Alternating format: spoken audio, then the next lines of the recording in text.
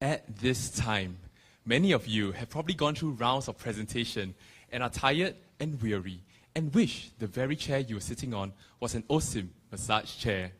This is the OSIM experience. A very good morning, ladies and gentlemen. Today, our team at Oriental Capital initiates coverage on OSIM International with a buy recommendation and a target price of $2.18, representing a 22.5% upside.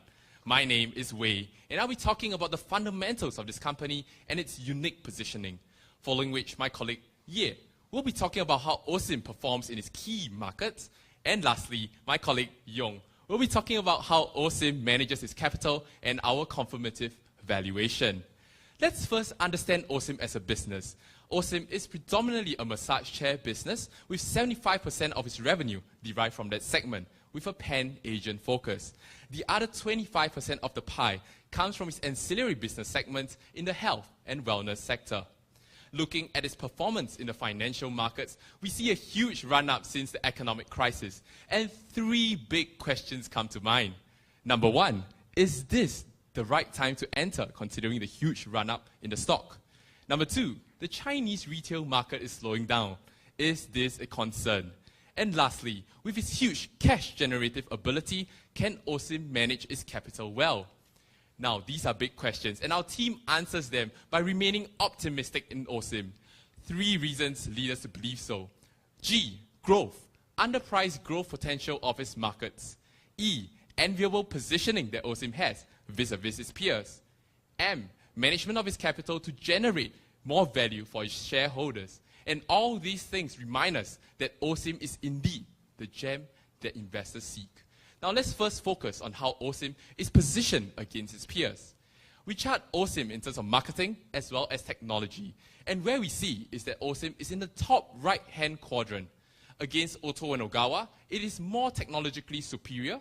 Against high-tech Japanese peers, it has greater marketing ability. All these translates into a rising pricing power of positive 9% CAGR. So what that means is that price essentially doubled from 2003 to 2012, while its peers have lagged behind. The big question is this premium positioning sustainable? Examining its technology capabilities, we see that it is backed by a strong Japanese R&D partner as well as a chief technology officer. This has seen a great track record of products with many world firsts. And Red Dot Design Award, meant to commend innovation, has consistently recommended OSIM. Examining its marketing capabilities, we see that when we ask Hong Kong consumers, massage chair, 75% of them says that OSIM is the first brand that comes to mind. In terms of leadership, it also dominates the social media space. All these has led to great celebrity endorsement success, as well as a pan-Asian market leadership. Japanese peers lag behind OSIM in this respect. This is because of the difference in business models. Japanese peers, though equivalently matched in technology, are using distributors to sell their products. OSIM is a retail specialty and therefore uses deeper and more extensive customer touchpoints. Now, let's turn our eyes on the market to see how OSIM fares externally. Now, one of the key investor concerns for OSIM is that with China slowing down, there will be weaker demand for OSIM's consumer product. But based on our analysis, we find that this is actually not the case. In fact, we strongly believe the market has currently underpriced OSIM's growth potential in all the key Asian markets. Next, we segment our analysis into the key Asian markets like Singapore and Malaysia before focusing on China. Now, looking at all the key Asian markets, we see that there's a clear linear regression relationship between income level and massage chair penetration rate. Based on the historical data, we see that as the percentage of households in the country that earn at least $25,000 annually increases, the massage chair penetration increases proportionally as well. And based on the IMF forecast, we see the household income level across Asia would increase, and especially in China, we see that the number of households who earn more than $2,500 would grow at a rate of 38%. Next, we also look at, if you just look at income effect, this is not enough. So we have to look at other means to judge the market penetration rate of massage chair. And this is the preference effect, which is driven by differences in consumer preference. For example, if you look at Japan, which has a very similar income level as Singapore, has a much higher massage chair penetration rate at 30% compared to Singapore's 8%.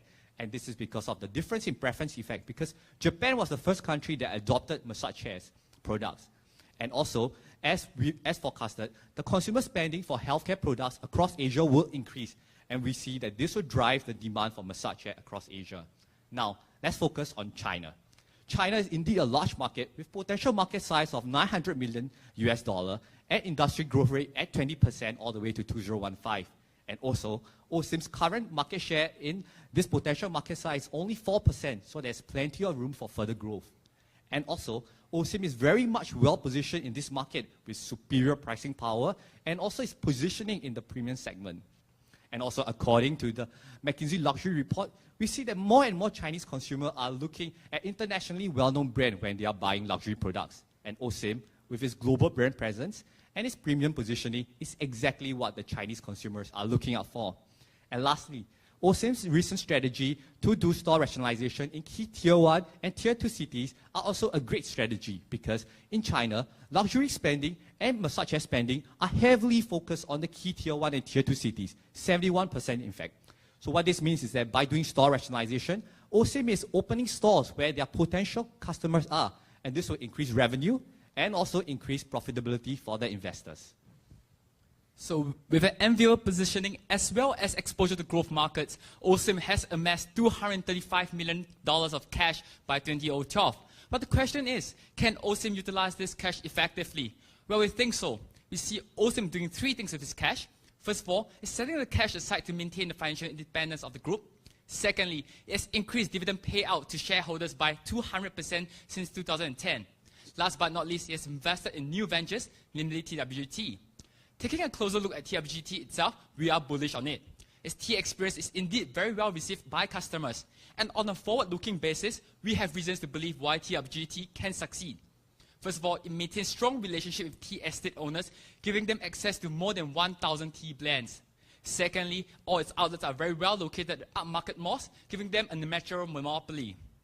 However, for us to fully appreciate TWGT's potential in North Asia itself, we have derived a proprietary research estimate of the total of 62 stores in North Asia itself, which is 280% upside from management current plans of 16 alone. Clearly, TWGT is a value-accretive business. But bring all these things together, our DCF valuation implies a target price of $2.18 and a 22.5% potential upside. We have chosen DCF as our primary valuation methodology, given the fact that OSIM has no true comparable, as well as the fact that OSIM is ultimately a growth stock. Its net profit has grown at a CAGR of 47% over the past 4 years. And we think that a short-term PE multiple will not fully price in and reflect the growth potential of OSIM. Key takeaway from our valuation is the fact that the massage chair business is expected to contribute 79% of its group revenue, and furthermore, China will become the group's largest market by 2015. Taking a closer look at our free cash flows model itself, we see that the CAGR of our free cash flow stands at 13%, and this is largely driven by our store ARPS growth, which is average revenue per store growth of 6% moving forward. Furthermore, we expect to see a slight margin expansion arising from increasing productivity in its manufacturing plant, as well as a new wage incentive structure. Comparing our DCF valuation against our relative valuation, we see that OSIM is currently trading at 14 times PE against a historical average of 16 times. At 16 times PE itself, the target price comes up to $2.24. Furthermore, when we compare OSIM against a group of premium Chinese premium retailers itself, we see that OSIM is cheap relative to its peers and cheap relative to its returns as seen on the PE ROE chart above. Last but not least, looking at the scenario as well as sensitivity analysis itself, we see that in the bear case scenario, our target price comes down to $1.72, which is a mere 3% downside from current share price. Key risks to our investment thesis. First of all, it's poor corporate disclosure, and secondly, it's a slowdown in China's economy. Last but not least, weaker than expected demand for new product. However, we believe that these concerns will not pose a threat to our valuation and reiterate our buy call and a target price of $2.18. So what have we told you today? G, growth. We believe the market is underpricing its growth. E, enviable positioning vis-a-vis its peers. And last but not least, M, management of its capital. With that, OSIM is indeed a gem that we seek. Thank you, and we're now open for questions.